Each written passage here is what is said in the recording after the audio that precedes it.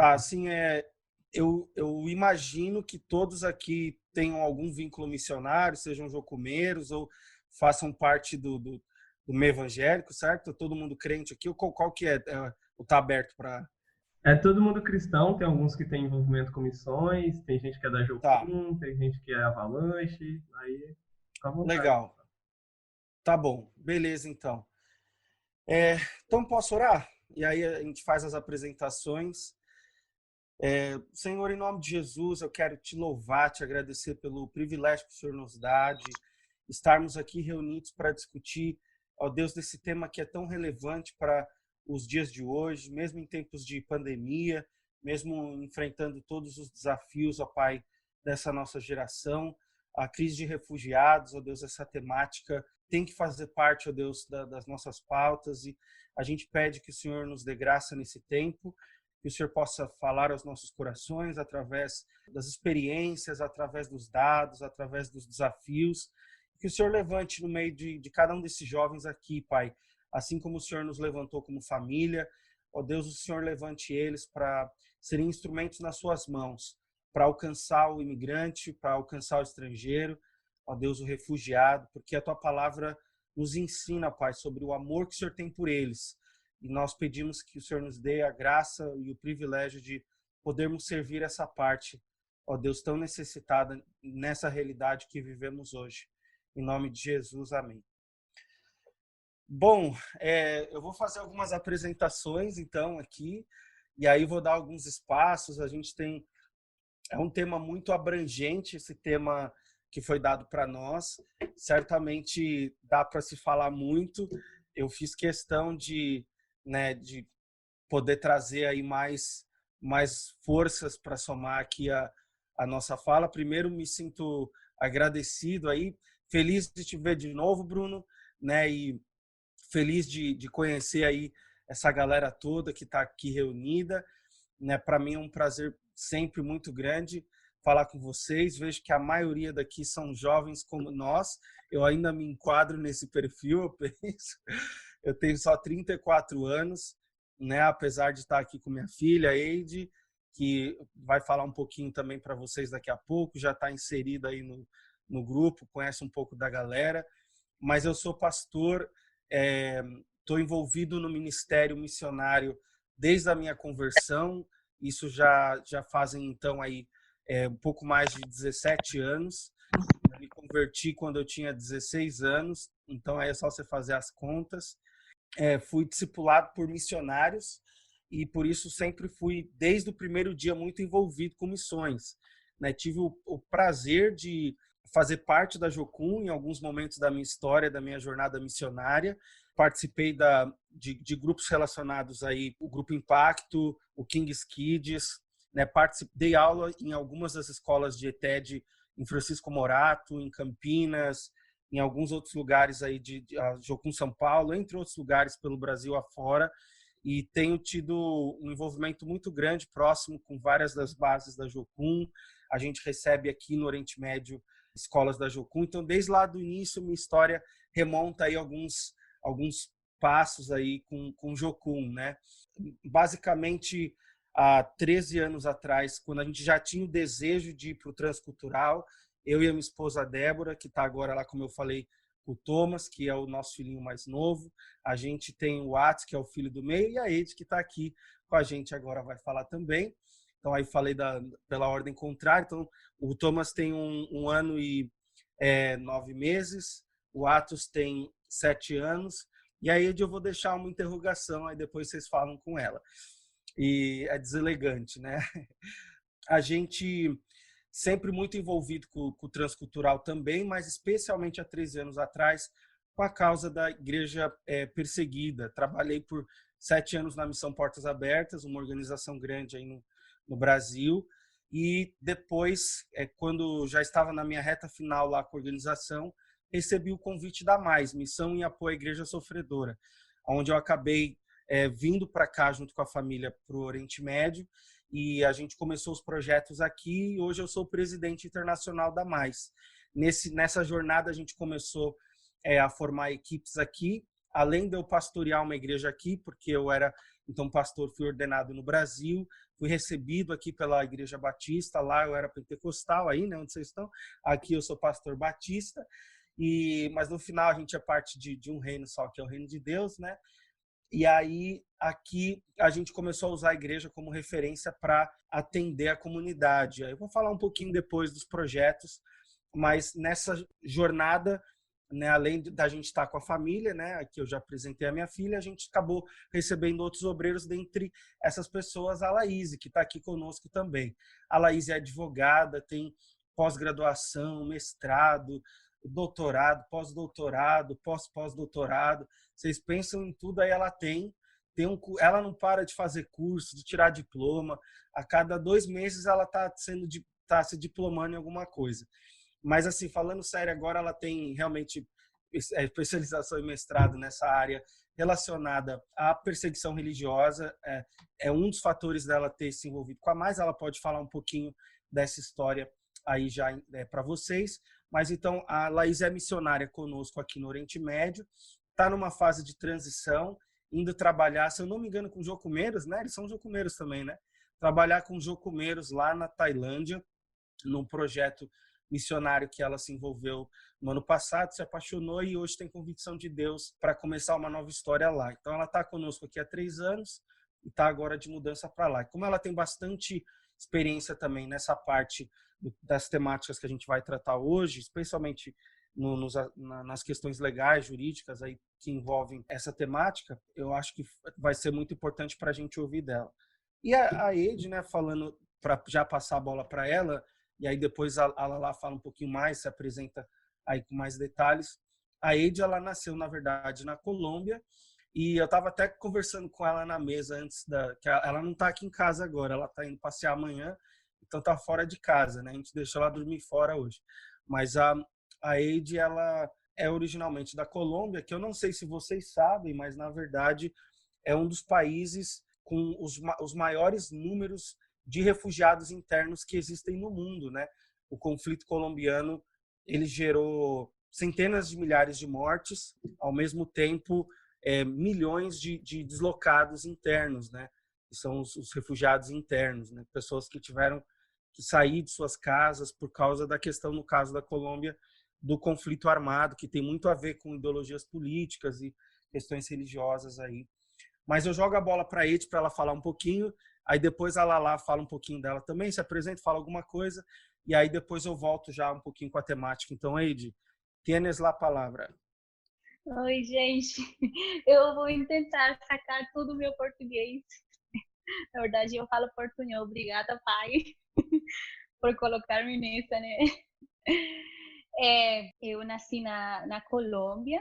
Enquanto a intolerância religiosa na Colômbia é um tema bem complicado, né? Porque todos nós sabemos que na Colômbia, em grande parte, há muitos grupos armados. Então, o que tem que ver com zonas mais urbanas, os grupos armados tendem a ter controle nessas áreas. Bruno, em caso de que... Não, eu acho que meu pai, em caso que eu fale alguma coisa que não dê para entender, eu acho que seria bom vocês traduzir. Enfim, então, a persecução é resultado, em certa maneira, por causa da intolerância religiosa que há em Colômbia. Então, por exemplo, eu tive a oportunidade de ficar muito perto da organização Portas Abertas da Colômbia, e são muitos os casos de persecução e intolerância, tanto que os pastores, as famílias que têm filho, tendem a deixar os filhos mais com outros familiares por questões de segurança. Então, é bem complicado, é muito. A gente, às vezes, fala que melhorou, e há melhorado um pouco a questão de intolerância religiosa, mas, na verdade, fica, tipo, entre esse vai e vem. Tipo, às vezes melhora, às vezes fica na mesma. Quando um país tem tanta violência como é na Colômbia, e tem tantas ideologias, o que o meu pai falou, e questões políticas, né? Então, por exemplo, há 2 grupos que são os mais fortes, e os 2 são por questões de ideologia. Uns acham que está indo mais para a direita, os outros mais para a esquerda, e todos tentam ir em contra do Estado, mas na verdade eles estão indo em contra dos cristãos, da população civil. Então a gente não dá para entender nada. O negócio da ideologia, por mais que é o motivo dos grupos existir, é o motivo que genera intolerância, violência e morte, né? Porque eu acho que, não sei se vocês sabem, mas os níveis de morte na Colômbia são muito elevados e a maioria tem que ver com grupos armados. Entre esse porcentagem, os cristãos ocupam um bom porcentagem. Então, eu acho que isso é uma realidade. A gente acha que melhorou, a gente agora está no 2020, tudo está mais tranquilo. E por mais que a gente vê que em algumas cidades ou regiões da Colômbia é mais livre, você tem a possibilidade de ser mais aberto em sua forma de pensar, em sua forma de viver. Em outras regiões, não. As pessoas têm que fazer o culto, por exemplo, não na igreja, sim nas casas dos irmãos. Ou para ir para a igreja tem que usar um ônibus ou ir de moto, 1 hora, coisas assim. Então, histórias aí por doquier. Há muitas histórias. E o que tem que ver com Colômbia, enquanto a isso, tem que ver, se relaciona muito enquanto à violência, que tem um país que é um negócio bem histórico, né? Colômbia é bem conhecida por isso. Todo mundo fala assim, nossa, para que eu vou para a Colômbia? Eu acho que corro peligro. Até eu fazia brincadeira com o Bruno. Bruno, você precisa ir para a Colômbia. E o Bruno, nossa, eu não quero ir. Mas é bom, né? Conhecer essas duas realidades. Uma realidade onde tudo está mais calmo, onde há a possibilidade de expressar, de dar a conhecer o nome de Jesus, e outro onde a gente ainda precisa trabalhar, né? Eu acho que é bom considerar e saber que muitas pessoas neste momento estão fazendo um trabalho muito lindo na Colômbia, de diversas organizações, mas quando tem que ver com grupos armados ou zona de grupos armados é bem complicado, porque os princípios, né, da gente como crentes, em certa maneira, vão em contra dos princípios da ideologia deles, né? Então está, por exemplo, não matarás, amar a tu prójimo, né?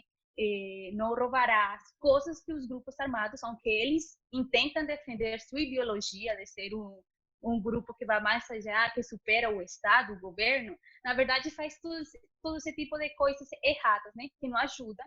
E para eles governar, eles tendem então a fazer violência de todo tipo.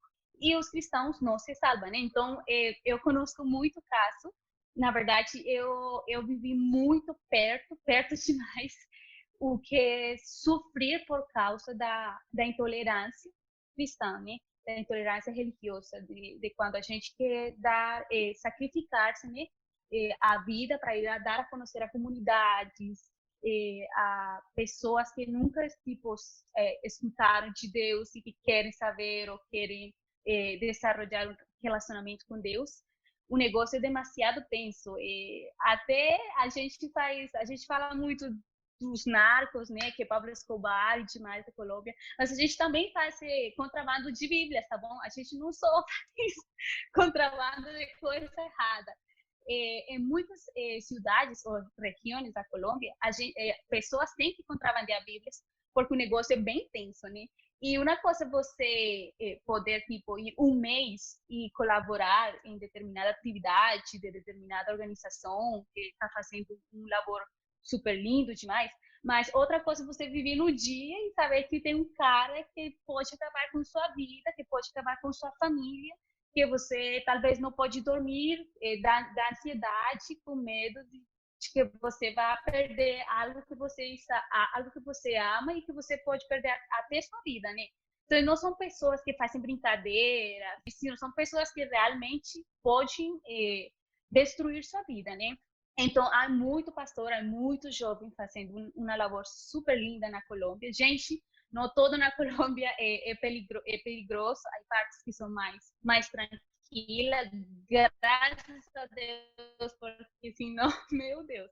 Mas aí outros que ainda precisam muito trabalho, muita oração, e que há uma frase que é muito linda, que fala assim, eu sofro, né?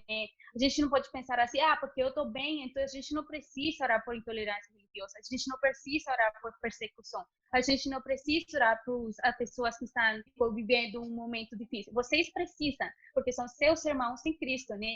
A gente é só uno, né? Como meu pai falava, não interessa se você é de determinada igreja, né? O importante é que a gente é só uma família, né? Em Cristo Jesus. Então, mientras uma pessoa, mientras um pastor, mientras um jovem, mientras uma menina seja sequestrada por intolerância ou tenha na cárcel por intolerância, você deveria estar angustiado e orando, né? Porque seu corpo, se a família em Cristo está sofrendo, né? Então, é isso que eu estou falando sobre Colômbia. Há muito, gente, há muitas histórias. Eu tive a oportunidade de conhecer muitas crianças que elas, a vez de portas abertas, se refugiavam em determinado lugar devido à intolerância e era tipo um espaço de proteção para as crianças e para apoiar as famílias que estavam trabalhando em zonas bem complicadas da Colômbia, que tem que ver com todo o tema que a gente está falando agora. Espero hajam entendido meu portunhol. É tudo. Eu acho que foi excelente, Eide. Parabéns. Muito orgulhoso de você. Deixa eu fazer um comentário para adicionar em termos de dados. Para você ter uma ideia, né, a Colômbia ela está, primeiro, nesse último ano, na classificação de perseguição religiosa, na posição 41ª. Então, ela está entre os 50 países onde há mais perseguição no mundo hoje. Ela já chegou a estar, em anos atrás, entre os 20 países onde havia mais perseguição no mundo, isso há muitos anos atrás. E a perseguição lá, ela varia muito hoje de acordo com a região e de acordo com as negociações de paz que frequentemente acontecem no país, mas é um país onde há muita perseguição religiosa, muitos pastores são mortos ainda hoje, muitas comunidades cristãs acabam sofrendo perseguição severa e muitas vezes têm que fugir em massa. E eu estava olhando aqui os dados, por exemplo, da Acnur, que é a agência da ONU para refugiados, só para vocês terem ideia, hoje a Colômbia ainda está entre os 3 países com o maior número de refugiados do mundo. A gente está falando de 6,7 milhões de colombianos refugiados internos dentro da Colômbia. Isso significa aproximadamente 13% de toda a população do país. Então, a gente está falando 13% dos colombianos na Colômbia são refugiados internos. Gente que teve que fugir por causa do conflito armado, e uma parte considerável desse número é de comunidades que são cristãs, porque muitas vezes os cristãos colombianos e a igreja colombiana se torna alvo de perseguição, seja por causa das questões político-religiosas, porque algumas regiões ainda têm seus líderes dos grupos armados e as suas forças com um pensamento ideológico comunista, esquerdista. Então, você pega, por exemplo, em algumas regiões, a Farc ainda pensa na maneira comunista de 40, 50 anos atrás, em que a religião é o ópio do povo e, por causa do aspecto religioso, perseguem os cristãos. Mas a maior parte das comunidades dos cristãos perseguidos na Colômbia, eles sofrem perseguição porque as igrejas dos pastores, quando elas são comunidades ativas e são líderes evangélicos ativos, o que acontece é que os jovens, que a igreja que está borbulhando, crescendo, e é uma igreja muito viva, né? Deus me deu o privilégio de ir muitas vezes para a Colômbia, né? Foi o meu primeiro país aí de campo. A gente tem uma paixão muito grande para a Colômbia. Eu posso dizer para vocês, a maior parte dessas comunidades são muito vivas e, por causa disso, a própria igreja ou as famílias ou os jovens, eles não são aliciados, eles não se deixam ser aliciados pelo sistema desses grupos. Consequentemente, os pastores e as igrejas se tornam alvo de perseguição, porque estão impedindo essa geração de tomarem as armas, né, junto com essas forças aí ilegais. Se a gente estiver falando de colombianos fora da Colômbia, a gente está falando de por volta de 360 mil colombianos oficialmente reconhecidos pela Acnur como refugiados fora da Colômbia. A maioria deles está no Equador, mas só na Venezuela, para vocês terem ideia, vivem 170 mil colombianos que solicitaram ao longo das últimas décadas asilo. E aí a gente vê hoje, né, a crise na Venezuela, e é uma parte enorme dos venezuelanos indo para a Colômbia e para o Brasil como refugiados, né? Mas a gente tem aí esses números aí bem assustadores em relação à Colômbia. Antes de passar para outras coisas, eu quero jogar a bola para a Laís, para ela se apresentar, falar um pouquinho também, e aí a gente volta falando um pouco mais do Oriente Médio, falando de algumas experiências e dados daqui. Lala. Ei, gente, tudo bem? Eu sou daí do Espírito Santo, de Vila Velha. Estou aqui há 3 anos. Fiz Jocum em 2012 e comecei a me envolver com essa história de perseguição, refugiado, por causa da Mais. Fiz direito aí na UFES e na época eu nem pensava nessas coisas de crise humanitária, só queria ganhar dinheiro, enfim. Aí, em 2013, eu conheci a Mais, através do Juninho, né? E aí ele falou, vamos lá, eles estão precisando de um advogado, estão precisando de alguém que tenha experiência missionária. E eu tinha os dois, né? Que tinha acabado de voltar da Jocum, eu falei, vou lá ver. E aí, na época, era o pastor Mário Freitas, e ele, maluco, falou assim, você vai cuidar desses casos refugiados. Eu nunca tinha visto direito de refugiado, o Brasil era tudo novo. E aí fui pesquisar, e aí ia na Polícia Federal aí do shopping de Vila Velha, e eles achavam que a gente estava trazendo terrorista. Eu olhava pra minha cara assim, o que você está fazendo com esse monte de sírio aí atrás de você? Eu falava, Jesus, tem misericórdia, e Deus foi fazendo, até que eu vim pra cá, e tive a oportunidade de crescer, assim, antes eu sabia teoria, aqui com o Homero eu conheci a prática mesmo, de viver com refugiados, estar com eles no dia a dia, e Deus me deu a graça de fazer esse mestrado no Líbano, né, onde eu realmente conheci um pouco mais. Então, essa um pouquinho da minha experiência, assim, é aquela coisa, eu gosto daquela frase do C.S. Lewis, o ir faz o caminho. Então, Deus foi colocando líderes na minha vida, como o pastor Mário, o Homero, que foram me direcionando aí para estudar de acordo com a necessidade e servir o reino de Deus com a força que Deus dá. Então, se você é jovem aí não sabe o que você vai fazer com sua profissão, só ora e coloca nas mãos de Deus, que Ele vai direcionar. E foi isso que aconteceu com a minha vida, eu nunca planejei. Eu só fui orando e Deus ele vai dando as ferramentas na medida que vocês forem se disponibilizando. Então, abram o coração mesmo para ouvir o que vai ser falado hoje. Eu tenho certeza que se Deus direcionar vocês, o Homero está aí, eu estou aqui também, o Bruno conta com a gente. Maravilha. Então, assim, antes de introduzir um pouco a temática e falar sobre a nossa região, eu já queria fazer uma recomendação, né? Em 2017, eu tive o privilégio de participar no processo de produção de um livro, e eu sou coautor do livro Refugiados, Peregrinos e Forasteiros. Então, eu recomendo vocês buscarem esse livro. Ele foi publicado pela editora Descoberta. O organizador é o Jairo de Oliveira, que é um missionário que hoje está aqui na Jordânia também, servindo aqui no país. Ele faz parte, se eu não me engano, da PMI, né? E ele está aqui servindo no Oriente Médio, fazendo um trabalho excepcional. Foi missionário na África, nos Estados Unidos, e ele é escritor e ele que organizou esse material. Então, eu escrevi um dos capítulos do livro, e tem alguns outros capítulos aqui sensacionais. Se você quiser entender do ponto de vista bíblico, do ponto de vista histórico, do ponto de vista social e dos desafios até no contexto do Brasil, não só do que acontece no mundo, eu recomendo esse livro para você. Ele é pequeno, você acha ele na internet, Refugiados, Peregrinos e Forasteiros. O subtítulo é A Igreja Respondendo ao Desafio Mundial da Migração.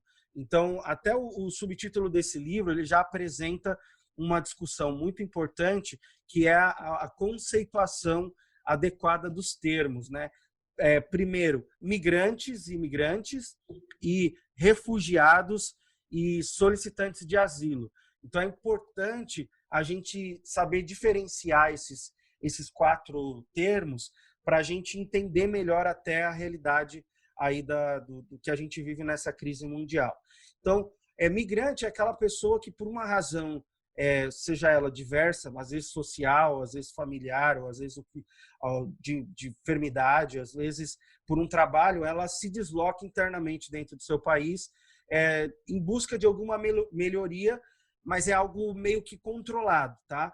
Aí você tem o imigrante. O imigrante é a mesma coisa, só que ele se desloca do país por causa, às vezes, de uma oportunidade de trabalho, de estudo, de saúde, de família, seja lá o que for, mas também é algo sob controle. O refugiado e o solicitante de asilo são dois outros termos aí que a gente tem que entender melhor com calma. Há um grupo muito grande hoje de imigrantes que saem de seus países em busca de melhores oportunidades de vida. Então, o africano que, por exemplo, ele sai da Nigéria e vai para São Paulo em busca de uma oportunidade de emprego, porque tem família lá e ele consegue o visto com facilidade. Ele não é um refugiado, ele é um imigrante, ele é uma pessoa que, em razão de uma busca de uma melhoria de vida, ele se deslocou do país. Então, você tem um grupo hoje no mundo muito grande de deslocados, ou seja, são as pessoas que saem de suas localidades por diferentes razões, em busca de melhoria de vida. E a ONU, por exemplo, a gente está falando de 40,3 milhões de pessoas deslocadas. Então, são pessoas que estão em diferentes lugares na Europa, saíram da África ou nos Estados Unidos, ou o que for, às vezes até imigrantes ilegais, mas porque estão em busca de uma melhoria de vida ou algo do tipo, por diferentes razões. O solicitante de asilo e o refugiado, ele não tem opção a não ser o deslocamento. E aí as razões podem ser diversas.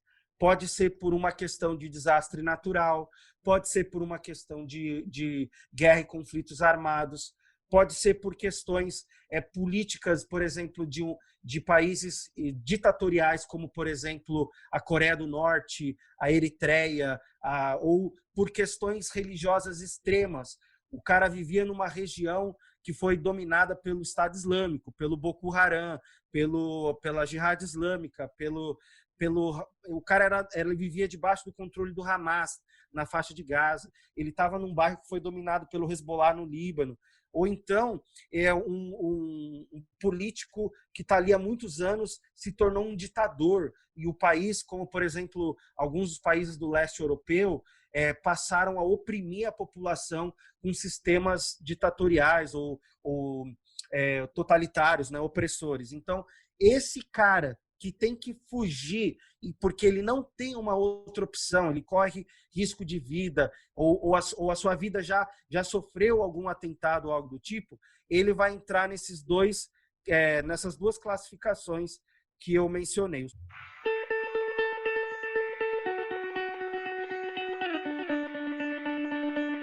Eu expliquei o conceito de imigrante, né? O processo hoje de deslocamento no mundo é muito grande, mas você tem um número gigantesco de pessoas que não são consideradas refugiadas ou solicitantes de asilo, e agora eu vou entrar nesses outros dois termos. Então, quando uma pessoa como essas que eu mencionei, seja por uma questão de guerra, por uma questão de um governo totalitário, uma questão de perseguição religiosa, ela tem que sair do seu, ela precisa, por causa de sua vida, um desastre natural, ela não tem opção, ela busca ajuda num outro lugar, não por uma oportunidade de uma vida melhor, mas porque ela não teve opção. Aí entre essas duas classificações, a ONU entende como processo que para a pessoa poder se tornar uma refugiada, ela precisa ser primeiro uma solicitante de asilo. Então ela vai pedir asilo para algum país para se tornar refugiado. Então, o refugiado, na prática, é a pessoa que já chegou no destino final. É a pessoa que, por exemplo, já está no Brasil e começou um processo dentro do Brasil que vai levá-la ao final desse processo a uma naturalização no Brasil. A pessoa que está no Brasil nesse processo, ou seja, já está no seu destino final, é o refugiado. A pessoa que está na fase intermediária é o solicitante de asilo. Então, hoje a gente tem muito mais asylum seekers, né, os solicitantes de asilo, espalhados pelo mundo, do que necessariamente o refugiado, tá bom? Então, ela até colocou aqui, para fins da presente convenção, o termo refugiado se aplica a qualquer pessoa que, devido a um fundado temor de perseguição, motivo de raça, religião, nacionalidade, pertencente a um grupo social específico, opinião política, se encontra fora de seu país de nacionalidade, que não pode, ou em virtude desse temor, não quer valer-se de proteção desse país, ou que, se não tem nacionalidade, se encontra fora do país no qual tinha sua residência habitual, consequência de tais acontecimentos, não pode, ou devido ao referido temor, não quer a ele voltar. Então, o cara que saiu da Coreia do Norte, ele nunca mais vai poder voltar para a Coreia do Norte. Então, esse cara, quando ele chega no destino final, ele é um refugiado. Mas enquanto ele está, por exemplo, assim, o cara sai da Coreia do Norte, ele entra na China ilegalmente e ele vai para Mianmar. Quando ele chega em Mianmar, ele se torna um refugiado, um solicitante de asilo. Ali em Mianmar, quando ele entra, ele vai lá pedir asilo para a Coreia do Sul, para os Estados Unidos, para algum país da Europa. Então, ali ele é solicitante de asilo. Quando ele chega no destino final, ele é um refugiado, tá bom? É lógico que na mídia, né, as pessoas chamam o solicitante de asilo e o refugiado de refugiado. Mas aqui é para vocês entenderem a diferenciação do termo, tá certo? Só para complementar, que existe uma questão chamada de refugiado surplace, que é, por exemplo, o cara saiu de um país, por exemplo, da Coreia do Norte, e aí ele se converteu depois. Então, o que dá causa à perseguição ao refúgio, por exemplo, aconteceu depois. Ou, por exemplo, o cara saiu e o país entrou em guerra. E aí, se ele voltar, ele vai morrer. Então, existe também essa categoria. Às vezes você sai do país, tá tudo bem. Mas aí depois acontece um desastre, também é um outro tipo de refúgio. Boa, ótimo ponto. Então, a pessoa pode ser inicialmente imigrante e posteriormente se tornar refugiado. Então, você pega, ótimo o exemplo que ela falou, os norte-coreanos que trabalham na China. Muitas vezes, esses caras nem entendem quando eles estão indo para a China, muitas vezes, eles não fazem sequer ideia do mundo que eles vão encontrar na China. Aí, quando eles chegam na China, eles se deparam com aquilo que eles jamais tinham visto. Meu Deus, a Coreia do Norte é um terror. Eles entendem o que é a Coreia do Norte. Se ele volta para a Coreia do Norte, ele vai ser morto. Então, o que ele faz? Ele foge para algum lugar para buscar refúgio. E aí acaba chegando na Coreia do Sul, nos Estados Unidos, na Europa, tá? Mas aí, então, o cara pode ir como imigrante. Aqui a gente conheceu. Eu conheci vários iraquianos que foram para o Reino Unido antes da guerra. Quando a guerra estourou no Iraque, lá em 2003, eles não tinham mais como voltar. O cara morava em Bagdá, trabalhava, ele já tinha filiações com partidos que eram opositores, ou o cara ele era um grande empresário, se ele fosse voltar ele corria risco de vida. E aí esses países que antes tinham lá, davam visto para ele de trabalho, acabam aceitando ele como refugiado, tá bom? Então, só para ficar claro isso daí. Vamos falar do ponto de vista que eu quero mencionar bíblico, antes de ir para algumas coisas. Aí a palavra, ela é rica, tanto no Velho Testamento quanto no Novo Testamento, de vários desafios para nós como povo de Deus, acerca desses que seriam os refugiados, peregrinos e forasteiros. Então, tanto para o refugiado quanto para o imigrante, vamos colocar assim, tanto para o migrante, o imigrante, o solicitante de asilo e o refugiado, para essas 4 categorias, a Bíblia nos tem palavras muito claras no Velho e no Novo Testamento de que a gente tem que dar atenção para elas. Eu podia citar vários textos aqui, né? Êxodo 22, 21, estrangeiro não afligirás, nem o oprimirás, pois fostes estrangeiros na terra do Egito. Né? Levítico 19, 10, semelhantemente não rabiscarás a tua vinda, nem colherás os bagos caídos da tua vinda, deixá-los ao pobre e ao estrangeiro. Então Deus já tinha lá separado do fruto da terra algo que deveria ser destinado ao estrangeiro. Né? E o estrangeiro aqui se refere ao migrante, solicitante de asilo e refugiado. Compartilhando bênçãos espirituais, olha só. Será, pois, perdoado a toda a congregação dos filhos de Israel e mais ao estrangeiro que peregrina no meio deles, porquanto por erro sobreveio a todo o povo. Então, a oferta que era dada ao povo, que o sumo sacerdote oferecia para a congregação como um todo, também incluía o estrangeiro que vivia na terra. Ou seja, ele estava perdoado, o sacrifício que era feito para o perdão também englobava o estrangeiro, demonstrando amor, ó, pelo que amareis o estrangeiro, pois foste estrangeiro na terra do Egito, amar o estrangeiro. E ofereceu o dízimo. Ao fim de 3 anos tirarás todos os dízimos da tua novidade no mesmo ano. Então virá o levita, pois nem parte nem tem herança contigo, e o estrangeiro, e o órfão e a viúva que estão dentro das tuas portas, e comerão e fartar-se-ão para que o Senhor teu Deus te abençoe. Então Deus abençoaria o povo se a cada 3 anos eles tomassem das primícias da terra e ofertassem para o estrangeiro, dentre aqueles grupos necessitados. Não perverterás o direito do estrangeiro. Ajunta o povo, homens e mulheres, em Deuteronômios, e os teus estrangeiros que estão dentro das tuas portas, para que ouçam e aprendam e temam ao Senhor. Então era o desafio para ensinar a palavra para o estrangeiro. Poderia ficar citando uma pá de texto, mas aí quando a gente cai no Novo Testamento, aí é mais bonito ainda, porque na verdade no Novo Testamento, principalmente o apóstolo Paulo, ele nos compara o estrangeiro. Ele fala que nós somos os estrangeiros, os peregrinos nessa terra. Ele fala que nós somos embaixadores, ou seja, a gente está numa terra que não é a nossa, nós somos o imigrante. Então a gente está num lugar que não nos pertence, essa terra não é nossa terra. Ele compara o povo que segue a Jesus como o estrangeiro, né? Então, como imigrante. Então, e aí eu poderia citar, desde Jesus, que teve que fugir por causa da perseguição quando era bebê e foi para o Egito por causa de perseguição, ou tantas outras pessoas, e o próprio Senhor Jesus fugindo como um migrante interno dentro de Israel em vários momentos por causa da perseguição. Você vai ver Jesus sofrendo aí um errante pela terra de Israel por causa da perseguição, e nesse sentido como refugiados nos dias de hoje. Então eu poderia citar várias coisas aqui. Falando sobre a nossa região, para trazer agora um pouco para vocês sobre o nosso contexto, a nossa região é uma das regiões mais afetadas hoje no mundo, no meio dessa crise de refugiados, né?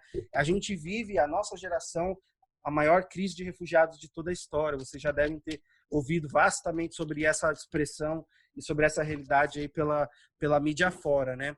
A gente está falando hoje da Síria sendo o país onde há o maior número de refugiados internos e de refugiados externos do mundo, né? A gente está falando, a Síria chegou a ter 9 milhões de refugiados externos e quase 7 milhões de refugiados internos no ápice da guerra. Então a gente está falando aí só da Síria de 15 milhões de refugiados. Então é um número impressionante, né? Se a gente for parar para pensar aí só da Síria, né? Se você for parar para pensar o Iraque, também tem números assim assustadores. E se você for falar dos outros países aqui ao redor, também são números assim muito impactantes, né? Talvez o número que a gente entenda bem aí no Brasil seja o do Líbano, né? Eu não sei se você sabia, mas existem hoje no Brasil por volta de 9 milhões de refugiados ou imigrantes libaneses. A maioria refugiados, mas historicamente refugiados depois se naturalizaram. Havia um número grande de imigrantes e hoje a gente tem imigrantes ainda hoje vindo do Líbano para o Brasil por diferentes razões, familiares, de oportunidades de emprego, de diferentes razões, mas 9 milhões de libaneses no Brasil. Você sabe quantas pessoas tem no Líbano? 6 milhões. Ou seja, tem mais libanês no Brasil do que no Líbano. Eu não sei se você sabia disso. Eu me recordo de uma vez, há muitos anos atrás, quando eu ainda tinha mais cabelo, né? Agora eu tô sem barba, graças a Deus, mas a minha barba eu cortei esses dias porque eu não estava aguentando, mas ela tá ficando toda branca. Quando a barba estava preta ainda, eu me recordo do Lula, né? Ter ido fazer uma visita no Líbano e eu assisti casualmente, eu tinha assistido ao pronunciamento dele no Líbano e o pronunciamento do presidente libanês na época, que era um presidente cristão maronita, e ele falou assim pro Lula no pronunciamento dele, ele falou assim: Lula, você é mais presidente do Líbano do que eu. E aquilo me impactou demais, né? Como assim, né? Como é que é isso? Aí eu fui atrás, aí eu entendi o que ele falou, porque tem mais libanês no Líbano do que no Brasil. Então é impressionante isso. Por outro lado, a despeito da gente falar de uma população libanesa de por volta de 6 milhões de pessoas, o Líbano chegou a acolher quase 3 milhões de refugiados sírios. O Líbano chegou a ter, em determinados momentos, mais da metade das pessoas morando no território que é o Líbano sendo solicitantes de asilo sírios. E essa é uma realidade que chegou até aqui a Jordânia também. A Jordânia tem 9 milhões e meio de habitantes, mas se você for tirar os imigrantes e os refugiados e os solicitantes de asilo, porque a Jordânia tem imigrante egípcio e de diferentes nacionalidades asiáticas e africanas trabalhando no país. Só de egípcios, a Jordânia já chegou a ter 700 mil trabalhadores egípcios aqui. Aí a Jordânia tem minorias como do Sri Lanka, das Filipinas, de diferentes lugares da Ásia, que vêm para cá a trabalho. São a força braçal, são as pessoas que limpam as casas, que constroem os prédios. São os imigrantes que vêm para cá trabalhar. Aí a Jordânia tem refugiados. São pessoas que vieram para cá e que a Jordânia falou, beleza, vocês vão se tornar jordanianos. Quem são esses? Os palestinos. Ao longo da história da crise do conflito palestino, a Jordânia passou a receber e acolher palestinos que eram solicitantes de asilo e eles depois entraram num processo de naturalização. A gente está falando de 1,4 milhões de palestinos vivendo hoje na Jordânia, dos quais mais de 700 mil, segundo os dados da ONU, já se naturalizaram jordanianos e têm passaporte jordaniano, mas são refugiados.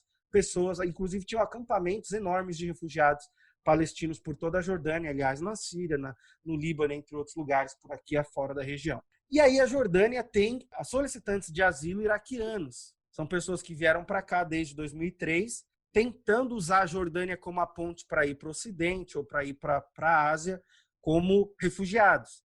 Mas estão aqui há anos. A gente tem pessoas que a gente conhece, até na nossa igreja, que estão na Jordânia aguardando refúgio no Ocidente desde 2005, desde 2004. O cara saiu no começo da guerra, fugiu por causa da guerra lá no Iraque, mas até hoje não conseguiu imigrar para o Ocidente. E a Jordânia tem milhões e milhões de solicitantes de asilo. Chegou a ter 3 milhões de solicitantes de asilo de sírios e africanos e os iraquianos que eu estava falando, né? Então, se a gente fosse pegar esses números aí, a Jordânia hoje tem por volta de 4 milhões de jordanianos. 4 milhões de jordanianos. E o resto massivo da população que vive na Jordânia, mais da metade do país, estrangeiros. E as pessoas às vezes reclamam no Brasil, né? É que tem muito refugiado chegando no Brasil. Aliás, falando da crise de refugiados no Brasil, deixa eu mencionar algumas coisas para vocês aqui. O Brasil tem muitos refugiados também. O Brasil recebeu, somente até 2016, quase 100 mil solicitações de refúgio. A gente está falando de 49 mil haitianos. E aí as outras nacionalidades principais são Senegal, Venezuela, Síria, Angola, Bangladesh, Nigéria, Congo e Gana. Então aqui eu nem estou mencionando os colombianos, mas esses dados são de 2010 a 2016. Então a gente está falando aí praticamente na última década de mais de 100 mil pessoas no Brasil se tornando refugiadas no Brasil. Em sua maioria haitianas por causa da tragédia lá do terremoto, né? A gente sabe quão difícil tem sido lá. Agora, no meio disso tudo, vem a questão da intolerância religiosa. Então, eu vou falar um pouquinho, vou contar uma história, e aí vou passar para a Lala também falar um pouco da pesquisa dela. No meio desse bolo todo dessa crise de refugiados, aqui, especialmente da nossa região, estão milhões de cristãos. Gente como eu e você, gente que era estudante, estava na escola, na faculdade, que vivia lá sua vida familiar, tinha lá seu carro, casado ou com namoro, que seja. Tantas realidades distintas aí. Gente que congregava em suas igrejas, cultuava a Deus, louvava o Senhor. A gente fala, por exemplo, do Iraque. Até 2003, haviam 1,5 milhão de cristãos vivendo espalhados no Iraque. Entre 2003 e 2014, a gente está falando o quê? De 11 anos, restaram apenas 230 mil cristãos morando no Iraque. A gente está falando de 1.270.000 cristãos iraquianos que fugiram do Iraque em 11 anos de intolerância religiosa. No meio da guerra, as milícias islâmicas elas ganharam força e a igreja começou a sofrer uma perseguição como nunca antes. Pastores e padres e irmãos e irmãs de diferentes denominações e tradições cristãs foram assassinados, degolados, sequestrados, mortos de todas as formas mais terríveis que você imaginar. E eu só estou falando de um país, que é o Iraque. Mas essa realidade aconteceu na Síria, essa realidade aconteceu na Palestina, essa realidade acontece aqui na Jordânia, essa realidade acontece no Egito e em tantos outros lugares aqui do que a gente chama de mundo árabe. É uma realidade muito difícil da igreja sofrendo perseguição severa aqui na nossa região, né? Eu poderia contar muitas histórias, né? Mas eu quero mencionar um pouquinho da realidade da igreja iraquiana, especialmente que vivia na planície de Nínive. Haviam 125 mil cristãos morando nos arredores de Mossul. Mossul é aquela cidade lá que a gente vê o profeta Jonas, né? Ele indo pregar para eles, e aí eles se arrependendo, a história do peixe e tudo mais, vocês devem se lembrar. Mossul chegou, a região toda dessa planície de Nínive chegou a ter 125 mil cristãos morando ali. A primeira igreja evangélica de todo o Oriente Médio foi fundada dentro de Mossul, e em 2006, o pastor dessa igreja, chamado Munzer, de 63 anos de idade, foi sequestrado, durante 3 dias torturado, e depois baleado na cabeça, morto a sangue frio, por um grupo de uma milícia que veio a se tornar depois o que era o Estado Islâmico naquela região. Muitos morreram ali, e em 2014 o Estado Islâmico chegou nessa região, e quando o Estado Islâmico chegou nessa região, a igreja começou a sofrer uma perseguição severa. Foram expulsos de suas casas, perderam tudo que tinham, e eles tinham 3 opções quando o Estado Islâmico chegou. Eles podiam virar muçulmanos, eles podiam morar com os terroristas e pagar uma multa para eles que eles chamam de jizya, que é uma taxa para você viver debaixo de um califado islâmico, ou eles podiam fugir e deixar tudo para trás.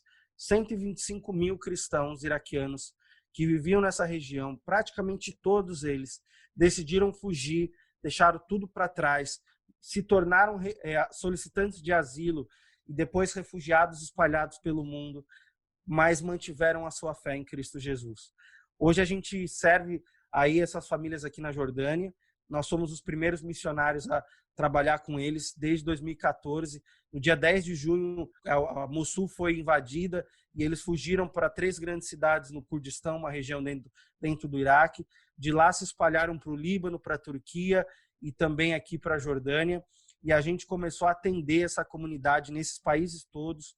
E, para a glória de Deus, a gente já serviu milhares e milhares de pessoas, de solicitantes de asilo iraquianos, e com diferentes ações desde o começo, quando a gente chegou aqui. A gente está há 6 anos atuando com a comunidade de iraquianos. Já servimos provavelmente mais de 10 mil cristãos iraquianos desde que a gente chegou aqui, e a gente já apoiou eles com todo tipo de projeto. A gente pegou a nossa igreja e a nossa igreja virou uma referência para essa comunidade, inicialmente para os iraquianos, mas depois passamos a atender também refugiados sírios, e eu vou falar um pouquinho deles também para vocês. Mas com os solicitantes de asilo iraquianos que vieram para cá, que eram cristãos nominais, muitos deles, caldeus, assírios, ortodoxos, católicos romanos, de diferentes tradições, eles tiveram um encontro com Jesus no meio da perseguição que sofreram por anos, e aqui eles foram consolidados, batizados. Eu tive o privilégio de batizar já 130 pessoas nesses 6 anos, das quais quase que 100 delas são refugiados iraquianos, né, solicitantes de asilo iraquianos, e a gente passou a usar a nossa igreja para servi-los. No começo, a nossa comunidade, quando a gente chegou, já havia sido fundada há quase 18 anos atrás por um refugiado, um solicitante de asilo iraquiano, que veio para a Jordânia, era um pastor, plantou a igreja que hoje a gente serve. Eu sou pastor aqui na Jordânia, e aqui a gente Depois de 2 anos, quando ele estava aqui, ele conseguiu se tornar refugiado nos Estados Unidos. Os Estados Unidos recebeu ele como refugiado. Hoje ele é americano ou iraquiano. Ele tem uma igreja que ele pastoreia e fundou lá na Califórnia. Mas o pastor Felipe, que é um pastor jordaniano aqui, assumiu esse trabalho. Ele era missionário da Cruzada Estudantil e começou a trabalhar com a comunidade. Quando a gente chegou há 6 anos atrás, a igreja tinha por volta de 60 membros, em sua maioria egípcios e jordanianos. E a gente queria atender os iraquianos, então a gente passou a fazer projetos com eles. No começo a gente ia visitá-los de casa em casa, levávamos cestas básicas, kits de boas-vindas com colchão, cobertor, travesseiros. O cara chegava do aeroporto, a gente pegava ele, ia atrás com casa para ver se achava casa, tentava montar um pouquinho de mobília para ele, às vezes dormia num tapete, dormia no chão, e a gente ia ajudando essas famílias pouco a pouco, até que a gente se viu preso nesse ciclo de ajuda humanitária. E fizemos uma pesquisa, um diagnóstico comunitário, e nesse diagnóstico a gente viu que eles precisavam de projetos na área de educação e de saúde. Então a gente pegou a nossa igreja e transformamos ela num espaço para a comunidade. A Sala das Crianças virou o nosso primeiro projeto, que a gente chama de Clínica da Esperança. Começou com uma clínica odontológica. Então a gente capengou, lutamos pra caramba, conseguimos levantar a grana da cadeira odontológica, de alguns equipamentos, e aí a gente abriu usando os próprios refugiados como ali profissionais da nossa clínica. O dentista, assistente do dentista, a secretária, esse povo todo que passou a servir no nosso projeto eram refugiados, eram solicitantes de asilo eles mesmos. Aí então a gente começou a trabalhar na área médica, pegamos o escritório pastoral. Eu costumo falar que o pastor não precisa de escritório. O escritório do pastor é no púlpito ou lá na casa dos irmãos tomando café. Então a gente pegou o escritório pastoral, que antes atendia para ir as necessidades espirituais, e a gente transformou ele numa clínica médica. Então, a gente tem a Clínica da Esperança hoje, médica e odontológica. Abrimos um salão para acupuntura que depois virou fisioterapia. Hoje a gente tem uma fisioterapeuta missionária conosco. E a gente depois abriu uma clínica fitness, porque a Débora, minha esposa, ela é personal trainer e trabalha nessa área. Então, a gente abriu uma clínica fitness com foco em reabilitação. Aí fomos para a educação. Abrimos um centro comunitário, uma empresa de treinamento e desenvolvimento. E aí começamos uma mini escola para adolescentes e adultos com cursos profissionalizantes e aulas de inglês. A gente começou um jardim de infância que virou uma escolinha para crianças de 4 a 14 anos, e todas elas são refugiadas. A gente são solicitantes de asilo, né? Já entenderam as conceituações. A gente abriu uma escolinha de futebol, a gente abriu o Gera Mais, que é uma cooperativa para mulheres que tem um salão de beleza, uma cozinha industrial e uma pequena fábrica para produtos de corte e costura, crochê, habilidades manuais. Todos os serviços que elas geram lucro, elas recebem parte desse valor como algo que beneficia suas famílias, ajudando no sustento delas. A gente abriu uma casa-refúgio para acolher cristãos perseguidos. A gente abriu uma casa de hóspedes para receber voluntários. Já mais de 2.000 pessoas passaram aqui do mundo inteiro para servir conosco nesse trabalho todo. E aí a gente passou a atender a comunidade de sírios. Já recebemos mais de 9 containers. A gente está para receber agora mais um vindo da Austrália. E a gente já distribuiu roupas e cobertores e colchões e aquecedores e fogões e geladeiras e mobília e tudo que você imaginar a gente já recebeu nesses containers de doações que vieram dos Estados Unidos, da China, de vários lugares aí para a gente servir essa comunidade toda. E quando a gente começou a trabalhar com os sírios, a gente entrou nesse mundo que é muito grande também. A crise de refugiados dos sírios, como eu falei, hoje é a maior do mundo. São números assim assustadores mesmo, os números da Síria. E a gente tem um número grande também de refugiados ou de solicitantes de asilo que são cristãos, né? A gente passou a servir aqui, a maioria deles são muçulmanos, mas são muitos e muitos cristãos sírios espalhados também por toda a região. Hoje a gente tem mais de 5.000 famílias registradas, a gente está falando de mais de 20.000 solicitantes de asilo, ou que você chamaria a mídia chama de refugiados, pessoas que estão aqui aguardando refúgio. Então, a maioria delas são muçulmanas e a gente serve eles aí. Para a glória de Deus, a gente teve 30 muçulmanos que vieram a Cristo, alguns deles eram refugiados, né, solicitantes de asilo, e a gente tem muitos que estão sendo discipulados e caminhando com Jesus. Alguns já imigraram, foram para a Austrália, foram para o Canadá, foram para os Estados Unidos, né, receberam asilo e hoje são refugiados nesses países, estão aguardando aí a naturalização, e a gente glorifica a Deus, né? Um deles, por exemplo, o Ziad, eu vou contar a história dele, e aí eu passo já a bola para a Laís. O Ziad, a história dele é muito bonita, vale a pena vocês conhecerem um pouquinho. O Ziad, ele trabalhava no início da guerra para o exército americano. Ele era um muçulmano xiita.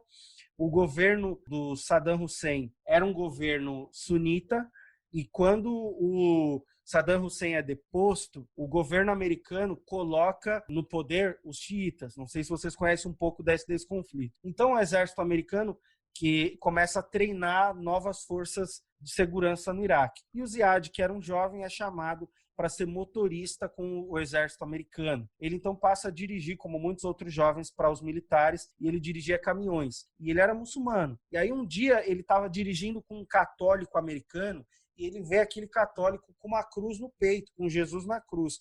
E ele, muito curioso, olha para aquele homem e pergunta para ele assim, né, por que Jesus está na cruz, né?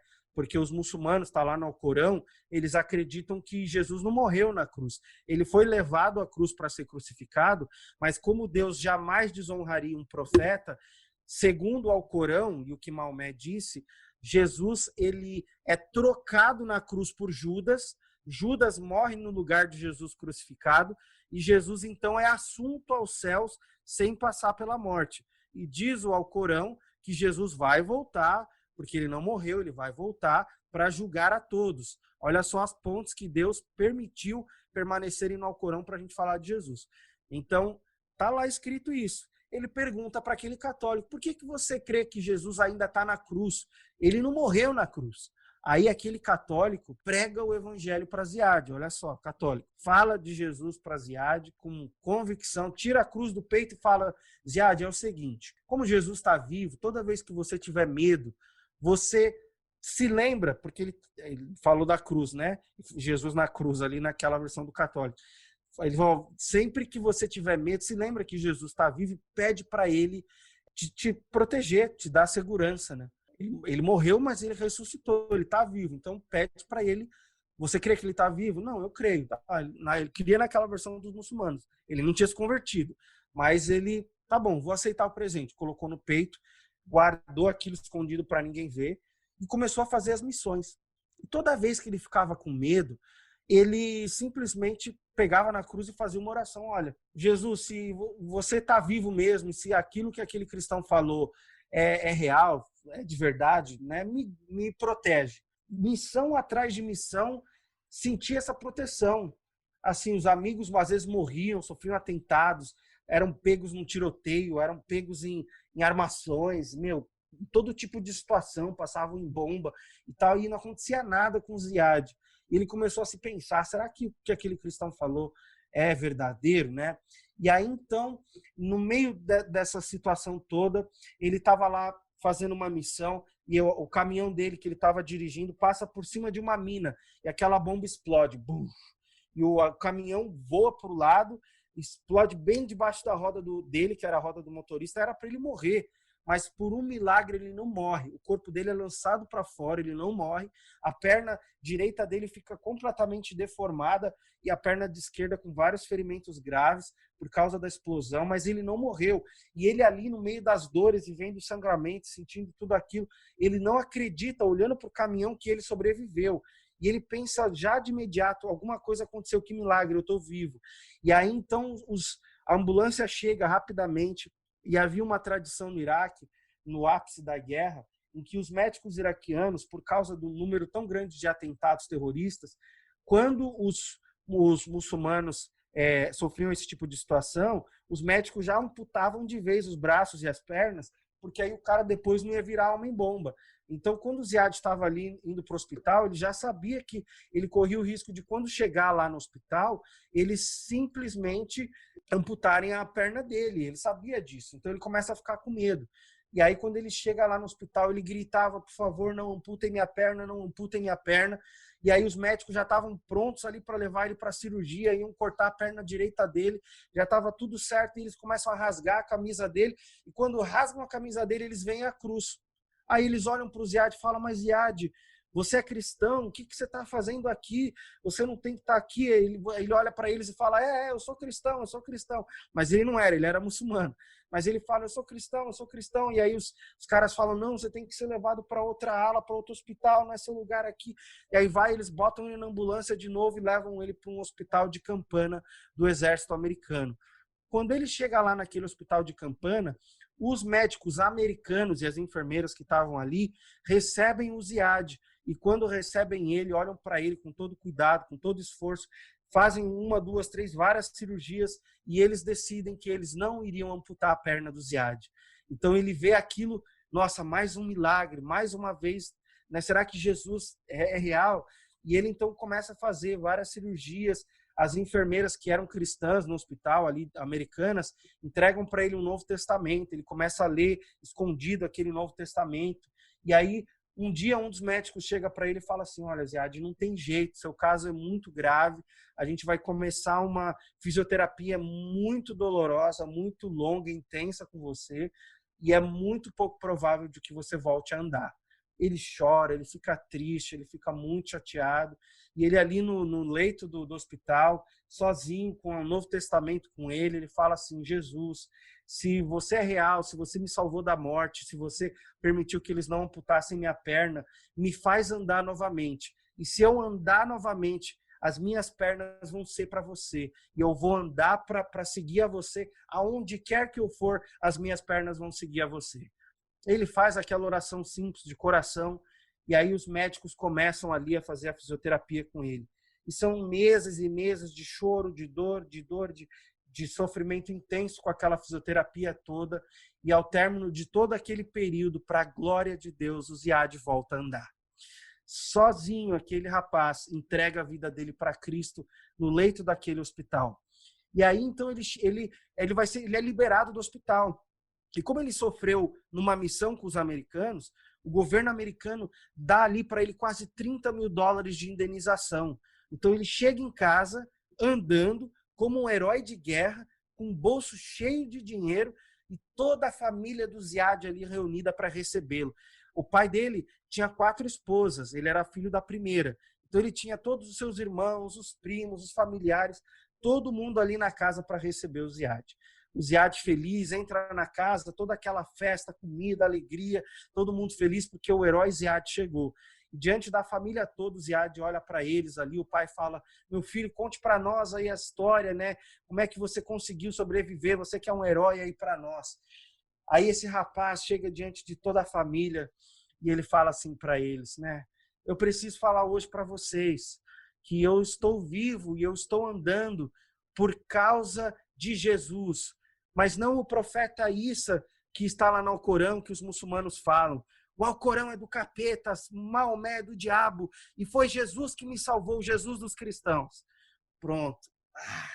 Nessa hora, família, todo mundo lá, as mulheres começam a chorar, aquela bagunça, o pai dele já chega a dar um soco nele, ele cai no chão, os irmãos querendo bater nele, os primos querendo bater nele, e ele vai escapando dos familiares, ele se esconde num lugar, a família corre, chama a milícia para matar o Ziad, e o Ziad foge, ele consegue escapar, pega carona e vai de um lugar para outro, e foge para um lugar a quase 3 horas de distância de onde ele morava.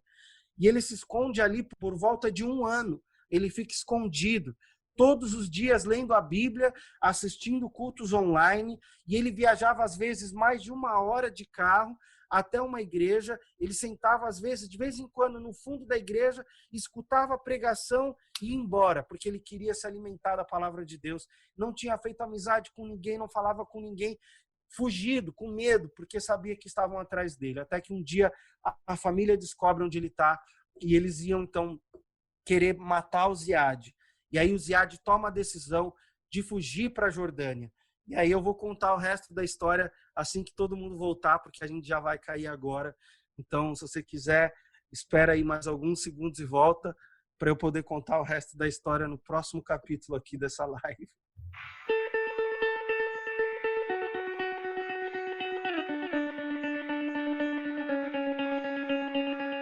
próximo episódio. Aí o Ziad, então, lá, finalmente toma uma decisão. Ele precisava fugir de vez do Iraque, porque se ele ficasse ali, ele ia morrer. Então, o que ele decide fazer? Ele sabia que, como ele tinha servido os americanos, e ele agora era cristão, e ele estava correndo um risco de vida, ele poderia ir para a Jordânia, pedir para a ONU refúgio nos Estados Unidos, porque ele teria como, porque ele trabalhou para o exército americano. Então, o que ele fez? Ele foi e fugiu para a Jordânia.